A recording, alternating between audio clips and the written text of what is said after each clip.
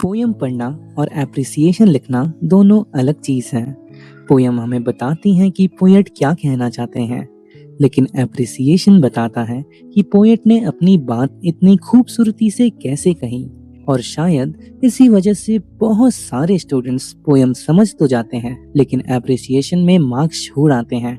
इसलिए आज हम एक नई सीरीज शुरू करेंगे, जहां एप्रिसिएशन को रटना नहीं पड़ेगा, बस एक बार फील करना होगा। क्योंकि जब कहानी याद रहती है तो एप्रिसिएशन अपने आप याद हो जाता है। और इस जर्नी की शुरुआत करते हैं song of the open road से।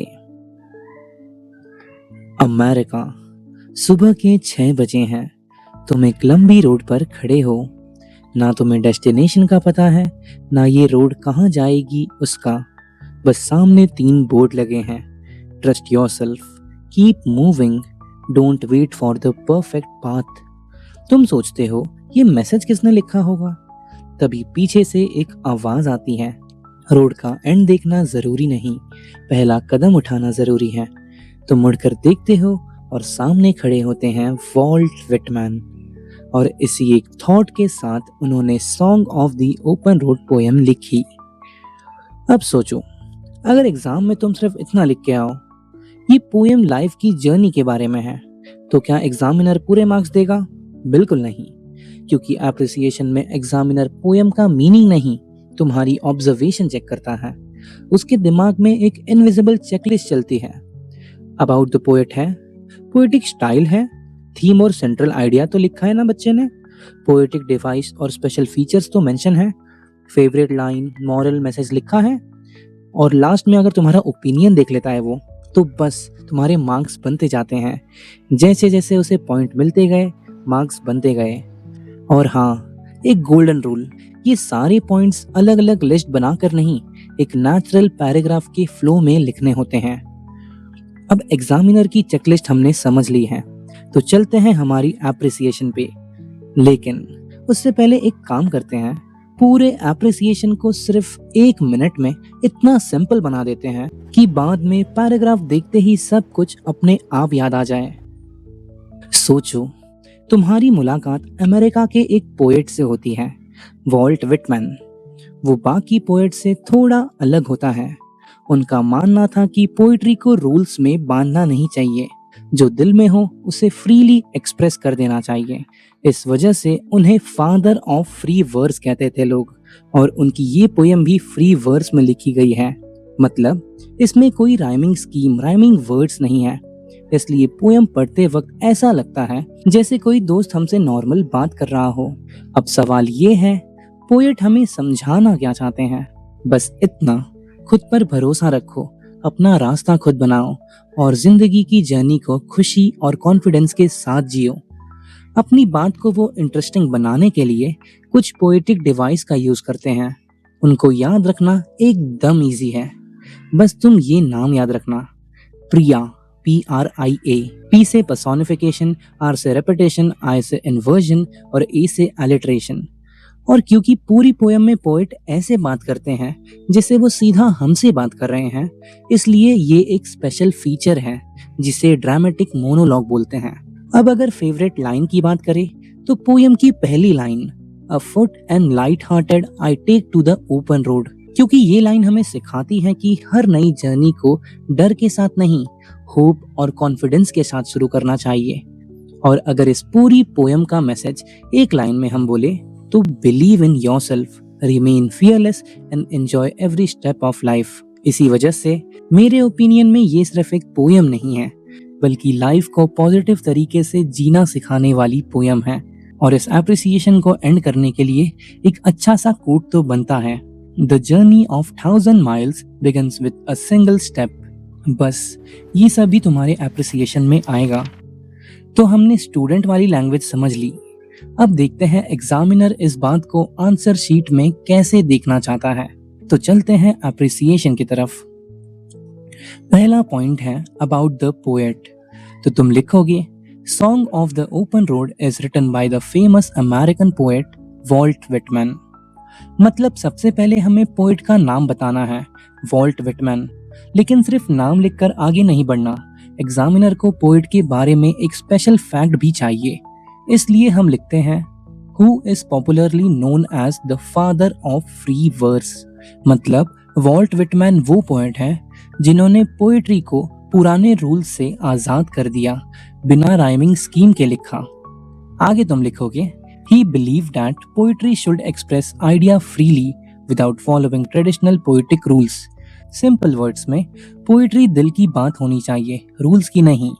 बस अबाउट द पोएट कंप्लीट। अब अगला पॉइंट है पोएटिक स्टाइल। हमें ऐसे ही पैराग्राफ में कंटिन्यू करना है। अब तुम लिखोगे, the poem is written in free verse and has no fixed rhyming scheme. अब क्योंकि Walt Whitman father of free verse है, तो ऑब्वियस है कि ये जो पोएम है ये फ्री वर्स में है। फ्री वर्स का मतलब है ना कोई फिक्स्ड राइमिंग स्कीम, ना कोई फिक्स रिदम। इसलिए पोएम पढ़ते वक्त हमें ऐसा लगता है जैसे कोई दोस्त हमसे बात कर रहा है। Giving it a natural, free flowing and conversational style. अब आता है अप्रिसिएशन का सबसे इम्पोर्टेंट पॉइंट, थीम और सेंट्रल आइडिया। अगर कोई तुमसे पूछे ये पोएम सिर्फ एक लाइन में बताओ किस बारे में है, तो जवाब क्या होगा? फ्रीडम, सेल्फ बिलीफ और लाइफ की ब्यूटीफुल जर्नी। और देखो पैराग्राफ में भी एग्जैक्टली यही लिखा हुआ है। The theme and central idea of poem is freedom, self belief and the Joy of life journey. बस ये 3 वर्ड्स ही पूरे पोएम का हार्ट है। अब सिर्फ थीम बताना काफी नहीं होता, एग्जामिनर ये भी देखना चाहता है कि पोएट हमें इंस्पायर किस बात के लिए कर रहे हैं। इसलिए नेक्स्ट लाइन आएगी, through this poem the poet inspire us to move ahead with confidence, think positively and create our own path.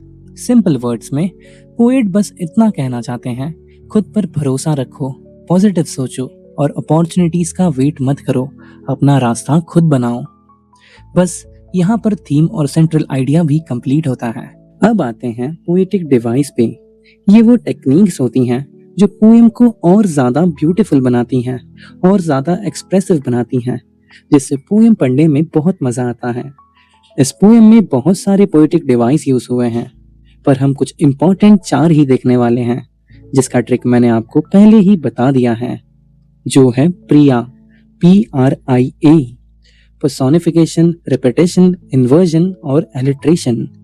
बस ये याद रखना तो पूरे पोएटिक डिवाइस आराम से लिख लोगे। तो तुम क्या लिखोगे? The poet has effectively used personification, repetition, inversion and alliteration. फिर आगे तुम लिखना, which makes the poem more expressive and meaningful. मतलब ये सारे डिवाइसेस मिलकर पोएम को और भी ज्यादा मजेदार, मीनिंगफुल बना देते हैं। और यहाँ पर पोएटिक डिवाइस भी खत्म होता है। अब अगला पॉइंट तुम लिखोगे, स्पेशल फीचर, यानी कि क्या स्पेशल है इस पोएम में। तो देखो हमने बात की थी कि ये पोएम ऐसा लगता है कि कोई दोस्त हमें समझा रहा है, कोई दोस्त हमसे पर्सनली बात कर रहा है, इसलिए इसे ड्रामेटिक मोनोलॉग बोलते हैं। बस वही लिखना है। One of the special feature of this poem is that it is written as a dramatic monologue. देखा, बस यही तो लिखना है।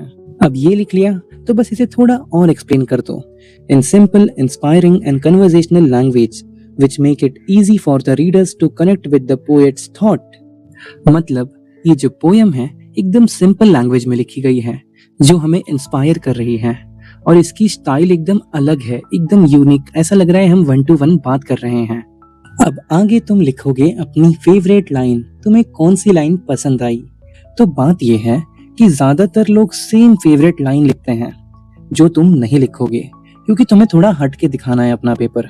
तो तुम ये लिख सकते हो, my favourite line is afoot and light hearted I take to the open road. पहली बात, तुम पोएम का सबसे पहला लाइन लिख रहे हो और इसको आगे एक्सप्लेन कर दो ताकि एग्जामिनर को भी मजा आ जाए तुम्हारा आंसर पढ़ के। तुम क्या लिखोगे कि मेरी फेवरेट लाइन ये है और ये हमें सिखाती है कि हर नई जर्नी डर के साथ नहीं, होप, करेज, खुद पे भरोसा और कॉन्फिडेंस के साथ शुरू करनी चाहिए। बस अगर तुम यही लिख दोगे लाइन में तो बहुत ही ज्यादा क्रेजी हो जाएगा। क्या लिखना है? This line beautifully express the excitement of beginning a new journey with hope, courage and confidence. ये लाइन पढ़ने के बाद तो एग्जामिनर को भी मजा आ जाएगा। अब आगे आता है तुम्हारा मैसेज और ओपिनियन। तो देखो, मैसेज में तुम्हें बताना है कि तुम्हें पोएम से क्या समझा और तुम्हारा इस पे क्या ओपिनियन है। तो तुम लिखोगे, the poem teaches us to believe in ourselves, remain fearless and enjoy every step of life. यानी कि ये पोएम का मैसेज बहुत सिंपल है, खुद पर भरोसा रखो, निडर रहो और लाइफ के हर स्टेप को एंजॉय करो। बस यही पोएट हमें सिखाना चाहते हैं। अब इसके आगे तुम अपना ओपिनियन लिखोगे कि in my opinion it is an inspiring and motivational poem that encourages reader to face challenges with confidence and optimism. यहाँ तुम अपना ओपिनियन लिख रहे हो कि मेरे ओपिनियन में ये एक इंस्पायरिंग और मोटिवेशनल पोएम है, क्योंकि ये हमें सिखाती है कि कैसे कॉन्फिडेंस के साथ जीना है, लाइफ के चैलेंज को कैसे फेस करना है, कैसे लाइफ के साथ आगे बढ़ना है। अब फाइनली एक इम्पॉर्टेंट चीज जो ज्यादातर लोग नहीं लिखते हैं लेकिन तुम लिखोगे, वो रहेगा एक कोट जो कि बहुत प्यारा रहेगा, जो आपके एप्रिसिएशन में 4 चांद लगा देगा, क्योंकि ज्यादातर लोग इसे नहीं लिखते हैं। तो तुम क्या लिखोगे? The journey of 1000 miles begins with a single step. और ये एप्रिसिएशन की एंडिंग होगी, यानी हर बड़ा सफर एक छोटे से पहले कदम से ही शुरू होता है। और ये बात पोएम से परफेक्टली मैच करती है। अब एक बात याद रखो, जरूरी नहीं है कि तुम पूरा एप्रिसिएशन रट डालो, लेकिन तुम्हें सारे वर्ड, सारी चीजें लिखने आनी चाहिए। एंड दूसरी बात, मैंने तुम्हारे लिए एमसीक्यू टेस्ट बनाया है, अगर वो तुम दे दोगे तो तुम्हें मैक्सिमम एप्रिसिएशन ऐसे ही याद हो जाएगा। मतलब तुम्हें रटने की भी जरूरत नहीं रहेगी, ना ही ज्यादा समझने की, क्योंकि वो टेस्ट देने का मतलब ये है कि तुम्हें पूरा एप्रिसिएशन लिखना आ गया है। और जैसे ही तुम टेस्ट दोगे अपना मार्क्स कमेंट जरूर करना, देखते हैं एप्रिसिएशन में तुम्हें कितना मार्क्स आता है। और ये वीडियो को लाइक और चैनल को सब्सक्राइब जरूर से कर देना अगर नहीं किया है तो। Bye bye.